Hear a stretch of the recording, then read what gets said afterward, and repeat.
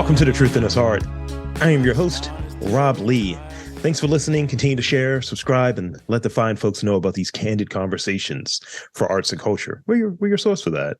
Today, I am thrilled to be in conversation with my next guest, the Senior Advisor of Art and Culture for the City of Baltimore. Please welcome Tonya R. Miller Hall. Welcome to the podcast.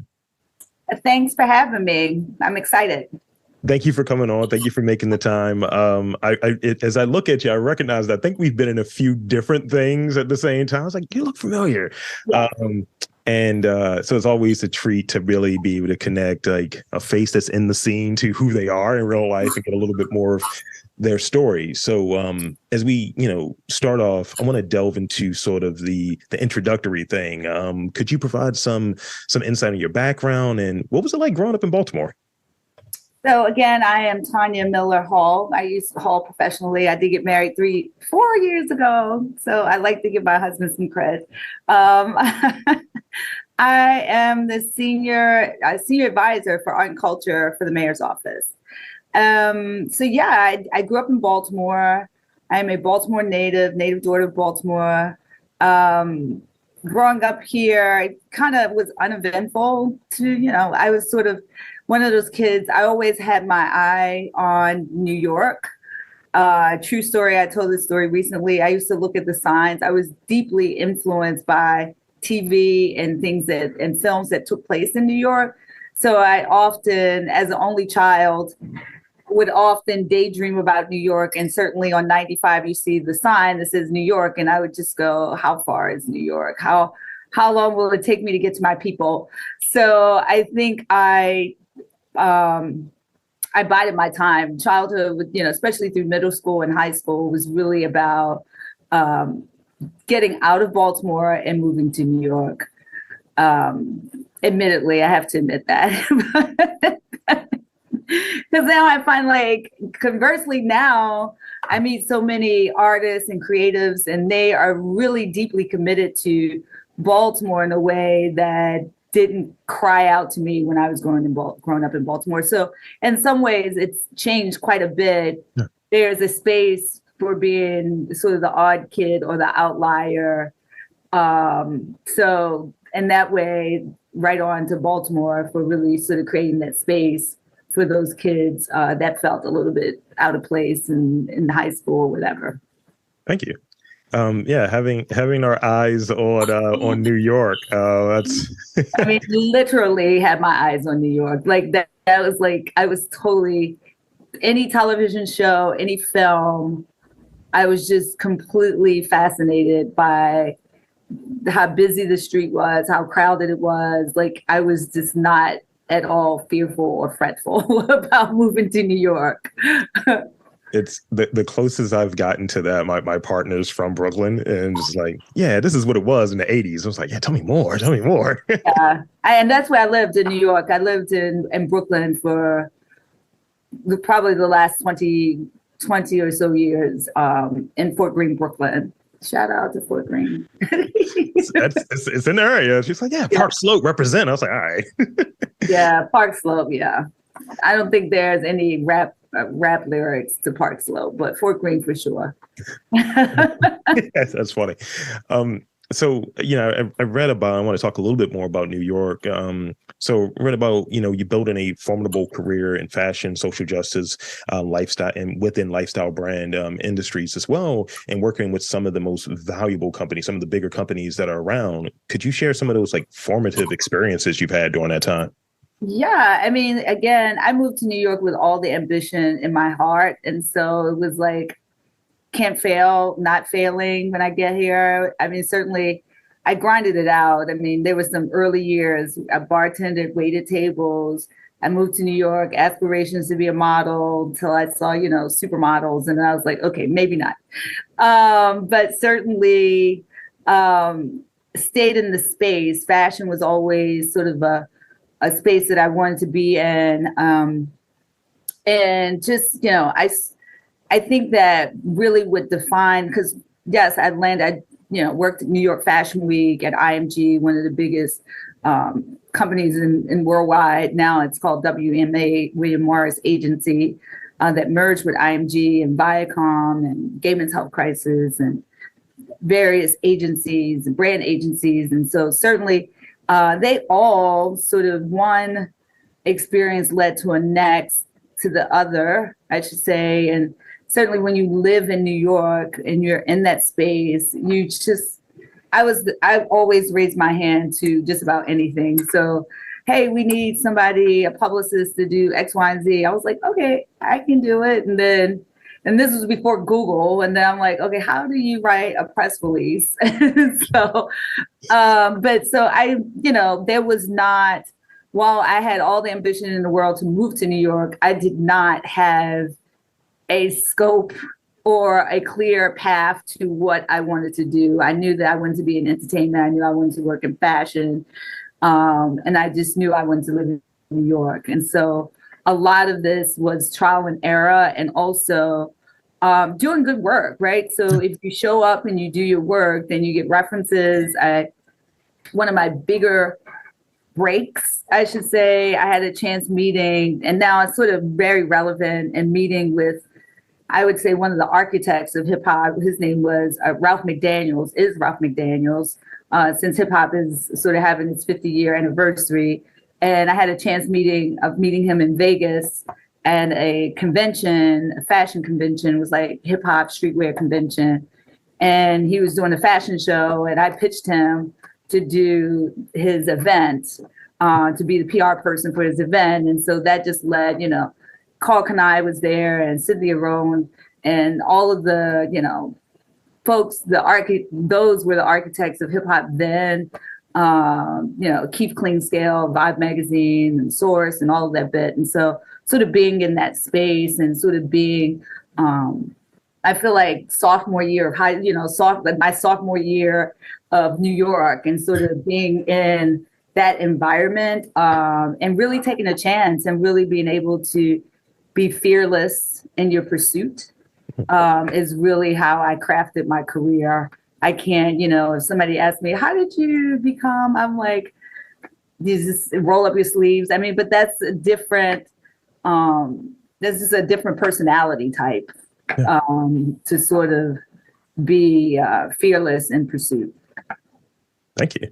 That's see, it's funny. You don't even have this question. You've answered one of my rapid fire questions, but you don't even have yet. So shout out to you. I'm gonna have to add a new one. But yeah, it's and I love that, because I've learned in doing all of these interviews and just kind of riding this wave of like ambition, and like, this is what my vision is, and this is where I'm going to see it going. And you have some of those conversations, you see people who put out really prolific work, or people who have a really strong network. You're like, how do you get it? And it's like, I'm around and I'm doing good work. Yeah. I'm putting the effort. Yeah. I mean, there's certainly, again, I think it's just a personality type. And, as Oprah liked to say, where preparation and opportunity meets, and so certainly I've missed opportunities. I can't say it's all been pie in the sky, but certainly there were places, at the right opportunities. And I often tell younger folks, don't be afraid to walk across the room and just flat out introduce yourself. And sometimes you just gotta go for it, go for the ask. Yeah. All they can say is no. and I've learned that a lot of times no's are like, not quite right now. Yeah. That's the thing that I've had to look at, in doing this, and booking interviews and things of that nature, because I'm doing all of the stuff. And can't do it now, bro. I'm like, I don't want that to feel like a no, because I really want this interview. But ultimately it does come back. And I'm pretty much speaking the same language. I'll use like, I don't know what I'm doing, so I have a little ignorance with it. Yeah, I'm gonna reach out, and I'm getting the biggest people just, thank you for reaching out. And suddenly we have an interview, and suddenly it's like, here's my number. If you're ever in New York, if you're ever in New Orleans, pull up. I'm like, wow. Yeah. I mean, you have to really, people use the word your authentic self, but there is an art in that, because not everyone can sort of present their authentic self. There's a lot of imposters, and certainly in a city like New York, where there is, a lot of fake it till you make it syndrome. And so, there's not many things, I wasn't a legacy kid. I went to art school. I didn't have, I wasn't a sorority person. So I had to kind of rest on my own merit. And so I'm here for all of that. Thank you. So, that the time in New York and coming back. So let's talk about coming back to Baltimore a little bit. What was that like as far as the decision making of like, I'm leaving New York and I'm going back to Baltimore, and and how do you see like I guess upon returning, how did you see like Baltimore's arts and cultural like scene, that sector, compared to being in New York for the past 2 decades for the most part? So I should say I'm back in Baltimore because, of course, my now husband, who was then my boyfriend, after dating for 6 years, I was like, okay, I'll come back to Baltimore. But so that's how I got into my love for podcasts, because up and down 95 through the Turnpike, I listened to a lot of podcasts driving back and forth. So that said, that's how I landed back in Baltimore. And I'm sorry, what's the second part of that question? And during that time and being in New York, like coming back and looking at it from an arts and culture lens, how are you seeing it compared to being in New York for all that time? Yeah, so I think a little bit we talked about. I mean, it's a different place than I grew up, right? And so there is a new class of creative. I think Baltimore has always had a robust creative culture. On whatever side you sat on, there was always some underground punk thing, which is a tell. I'm a kid of late 80s, and so punk was really my jam. But there was always some of that happening. There was always an art scene. But I think that it's more robust now. And then I think that this sort of generation are more clustered. They're like together, they're vibing together, they're collaborating together.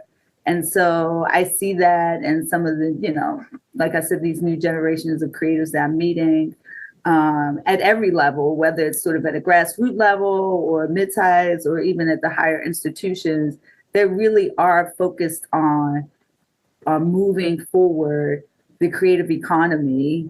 And so, which is great, which is fantastic, which is, what's going to inform this new role here at the mayor's office.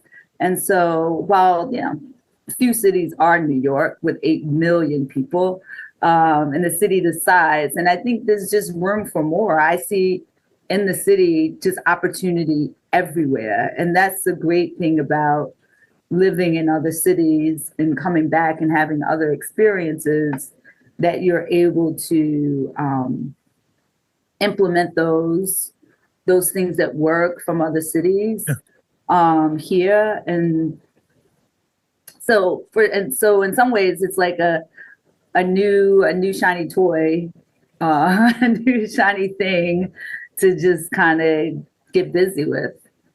Love that. I was in New Orleans back in January, and just hadn't been down there since like 2019. And going down there and doing, like I said, I started this podcast in 2019. So I have all of those conversations and going down there, looking at things from a different perspective. And I'm just pull out the notepad, taking down like, we need to do this in this place in Baltimore, still in this idea, still in that, and applying it to what fits maybe culturally. There are different parts of the world, there are different places. Things go over differently. Maybe instead of a jazz jukebox, it's club music. I don't know, but having sort of that thing that makes sense. And I think also, Baltimore at its core, it's still it still operates as a blue collar town.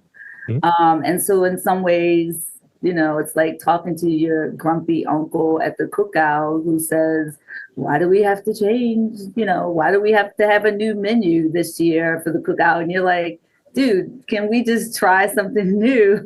And so in some ways, Baltimore has a little bit of that in its DNA. But then I will say sometimes people don't know that they need this thing.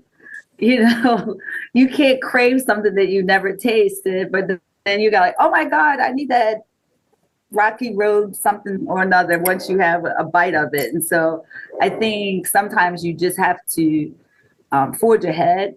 Yeah. Change and development is scary for a lot of people, but sometimes forging ahead makes all the difference. I tell you, just a short story. In some of the work I was doing, coming from Baltimore Office of Promotion in the Arts, and I had some conversations with the former mayor, President Schmoke, and I was sharing ideas, and he was like, keep at it. He said, because I remember a time when people lost their minds when we tore down Memorial Stadium to build the M&T Stadium. He said, imagine the Ravens playing any other place but M&T Stadium. And so he's like, just, keep at it. So that's like a prime example of sort of, people not really knowing what was good for them. And now, people love the Ravens, this is a football town. So I think that's, a keen example of just kind of, sometimes people don't realize that they need a little secret sauce. No, I hear you. I hear you. That's great. That's a great example. And I mean, I think eventually we all kind of shift to what that sort of, this is the next thing. This is the direction that we're going, and we have to stay true to what that vision might be. So with that, this is a loose segue. So tell us about your role currently, Senior Advisor of Art and Culture for the City of Baltimore. What are your key responsibilities, and what is your vision? Segue, see? Ooh. So yes, I am 2 months into this role. So we got it sort of easy. The vision is coming together intentionally. I'm gonna, I've had some really robust conversations with folks that were on the mayor's art and culture transition team. There was a transition report put forth to this administration to really talk about some of the concerns and gaps, sort of bringing forth art and culture. So really identifying those and sort of working through that. And so the vision really is to really, there's a robust vision. I'm super, like pie in the sky, but I really want to be, I think the uniqueness of this role is really an opportunity to think of the creative community as a special interest group. Yeah. And so being in the room when we're talking about housing or new development or healthcare issues or any of those things that may not have a creative voice in the space, and to think about, not that, creatives are a special class, but we are a special class. And so, but that a lens for, so if there's a development project, are we thinking about infusing the space with local artists' work or mural projects, or could you adapt some of this space into artist studio space or dance spaces or whatever? And so really being at this level gives me access to have those conversations with whether it's DOT or planning or somebody at Rec and Parks, and thinking about how do you transform spaces to adapt to creative placemaking or art places. And so really being an advocate for the arts at that level, and really being able to have those intentional conversations. And then, as we build out the area, there are other things that folks, public art projects, certainly building out an advisory board, Baltimore Arts Day. There are plenty of things that are on the table. And so we are really, I'm spending a lot of time, and I'm also spending a lot of time talking to other cities around the country, Boston, Philadelphia. I talked to a woman from Portland today, what's happening there, and what's, to that same point, because now that I work for the government, I don't have an expense account. So luckily, luckily, we have these kind of, virtual has become, a mainstay. And so it's easier to have these kind of conversations with other cities. What's, to your same point, what's working for you? What's not working? How did you put your advisors together? How did you build capacity? How did you build your team? And so we are really taking our time to build out this role, but I'm really excited about the opportunity. Sounds great. And I think just, coming in and having sort of a vision, having an idea and building from there, it's always a good starting point because, you want to have like what moves us into the future, as you were describing earlier, as far as the stadiums go and things of that sort, that comparison, while I think at the same time maintaining what makes us us, what makes us like unique here, because we could be DC, we'd be a copy of DC, and we don't want to do that. But maybe talking with them and feeling through like, what are you guys doing creatively? What's worked here? Maybe we can take from that and build that out, because some of the things that people are looking for, and it feels like it enriches a community, they're very similar, and I think. They, like, generally speaking, I think they're very similar. And, a community, there are certain things that people like. People want to feel safe. People want to feel heard, things of that nature. And that's something that's unifying. Yeah, no, absolutely. I agree with that. And I mean, that's a great reminder. I mean, because Baltimore is also a city of neighborhoods and these small pockets of community. And so also doing some of that work and meeting with various community organizations and things like that, like, because you certainly, I'm sort of now contradicting myself, but you certainly don't want to force feed an idea, but also bringing them to the table and having feedback and some buy-in is helpful as well when you start to make these decisions.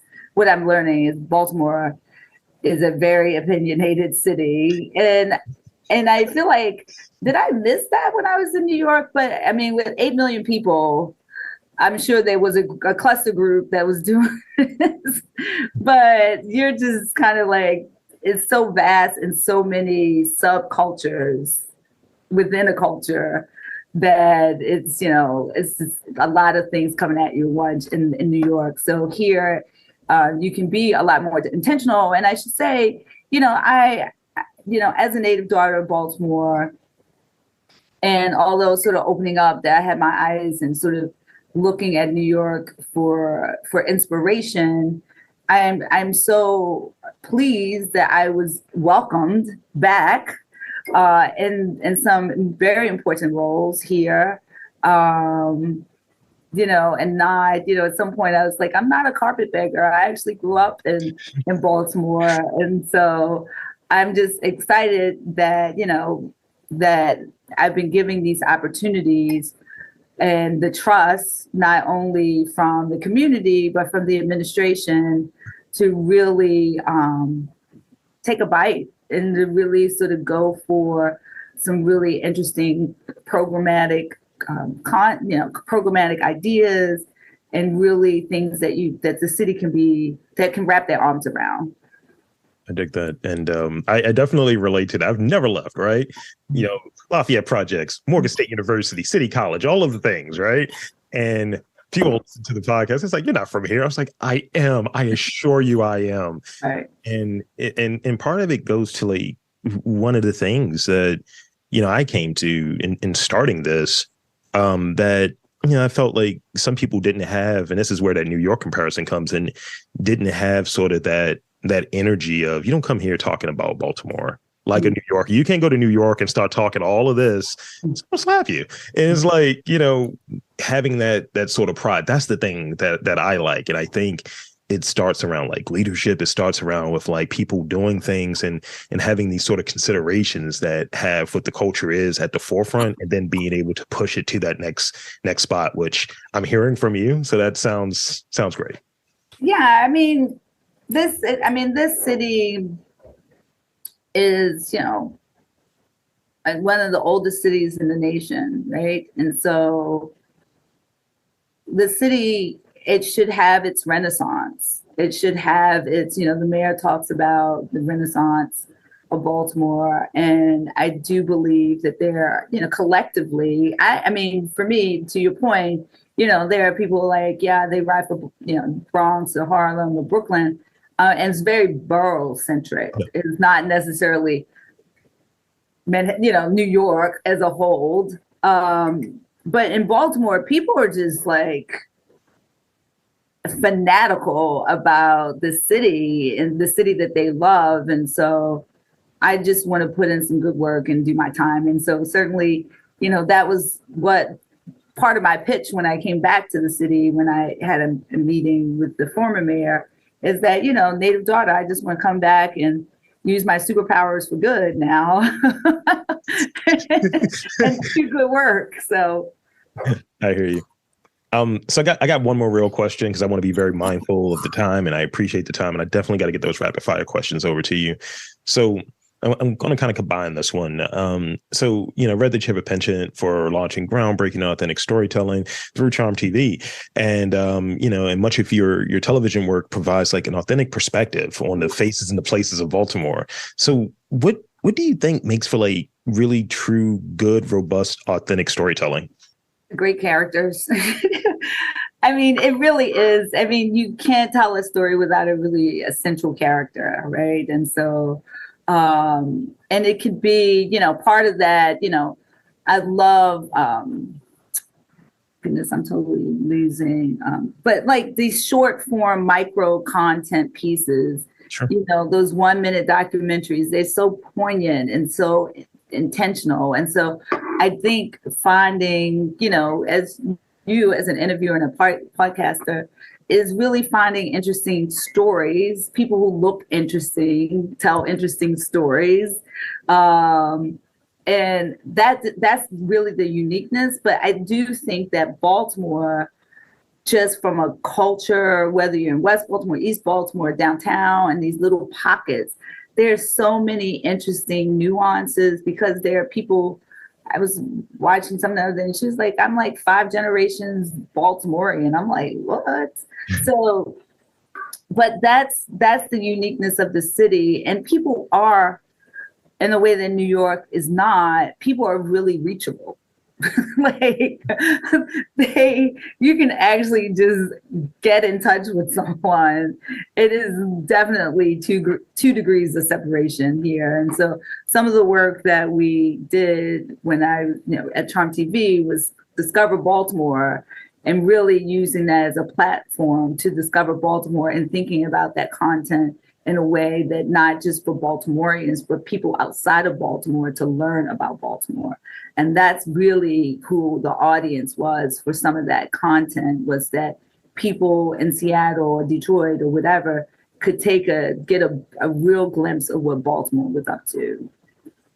Thank you. That's a great answer. And I definitely relate to it in doing this and those considerations that I make and who I have on. And it's like, hey, as I was saying before we got started, it's like, 60+% is listening that's in Maryland, but the other 30+ is outside. So, hey, come on over, listen to this, you'll learn something or what have you. And there's a definitely travel documentary destination component to it, and really showing what's really happening in a place, not just the tourist place. Yeah, you can go to the Inner Harbor, enjoy. It's fun. Enjoy that. But also go and see all of this other great stuff that's here in Baltimore. Yeah, I mean, those are the heartbeats of any city, right? And so even when I travel and I've dodgy moments, but, I'm always off the beaten path. I mean, sometimes that's not advised. But, if you're going to go to a country or a town, I don't want to go just to where the tourists are. I want to feel the heartbeat of the city and have some authentic taste or some authentic flavor. And so that's really what I'm always after. And so that's, will inform how you build content, like who's your audience, and gear it to that. So again, that's a segue to this rapid fire question. This first one I got for you. So if you're ready for the rapid fire, can we talk about the Addy though? Please, let's talk about that. Let's talk about the Gold Addy, please. That's a piece of content though. I'm like, I don't know if you've seen the promotional trailer that we did for Artscape. Yes. What is art, right? What is art? Yes. I mean, and it's not about the award, but I just want, because I know, like, this is like such a great piece of content, and it really is a love letter to Baltimore, and it really does speak to the vastness of the creative community, from tap dancing to trumpet playing to visual art to muralists. It's just a beautiful. And then Andre DeShields, who is a legend, who I'm obsessed with. I mean, he was just like the cherry on top, and getting him to say yes while he was on Broadway, in Death of the Salesman. And luckily the theaters were dark. We like literally put that together in less than 3 weeks. Wow.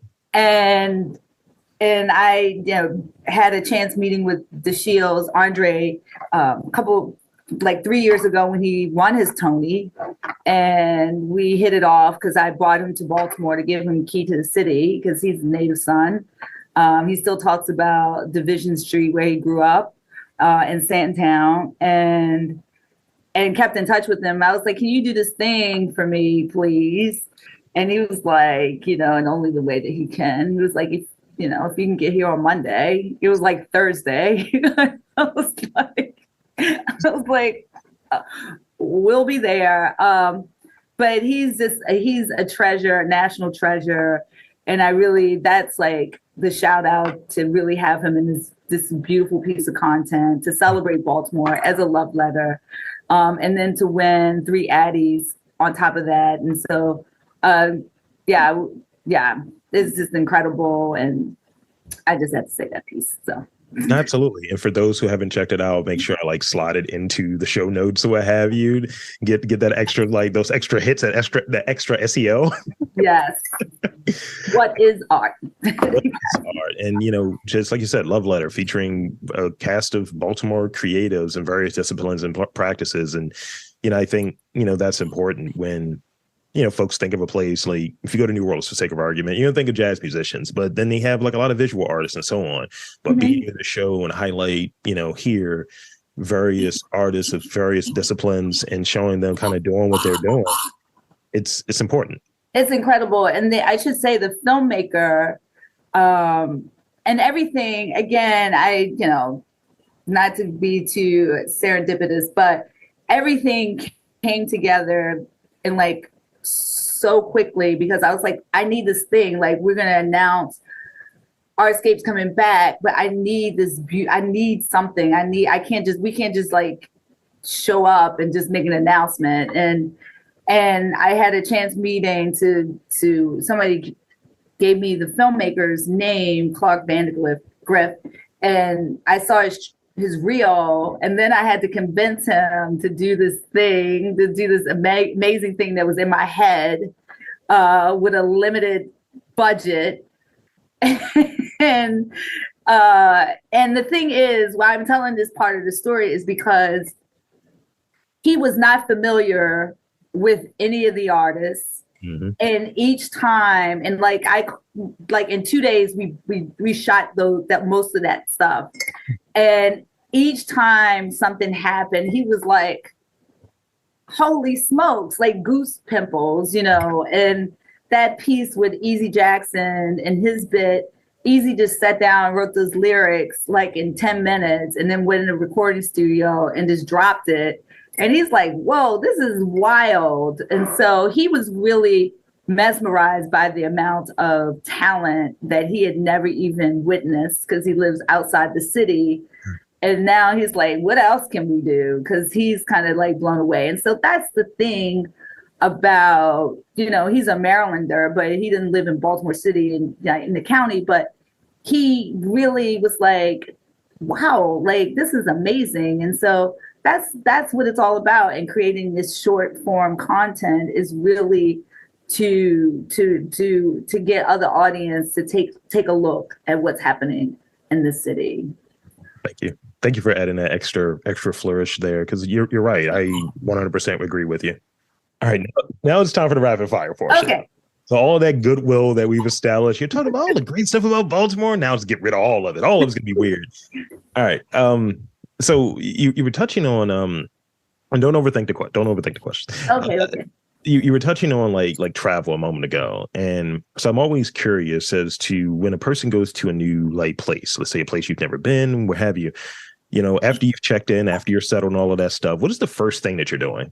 Is it going to a coffee shop? Is it figuring out, all right, that's what I do. That's what I'm saying. Like where's the museums at? What's the first thing that you're doing once you're kind of like settled, you're in your room and all of that good stuff? Oh, well, once I'm settled, because I was like, I think I'm going to the bar, but That's great. You're not talking about the moment I walk in the door. But I think it depends. I mean, it's city by city, but certainly going to check out some art or a museum or gallery space, or, is there a cool show? But not every city is made up the same, especially if you're traveling abroad or to a small island or a small country, then it's a different scene. But certainly really just immersing yourself in the culture. So how can I get to that place first? That's great. This is a short one. What's your favorite color? Most would say black, but I would say red. Red. See, that was a creative answer there, because some people's like, yeah, well, let me answer that with this question. It's like, what? Like, what are you saying to me? I was like, what's your number one color? It's like, well, here's my three. And I was like, what are you doing? It's a simple question. That's great. I have an official black uniform that I wear in the fall through winter, and then I transform in the spring to color.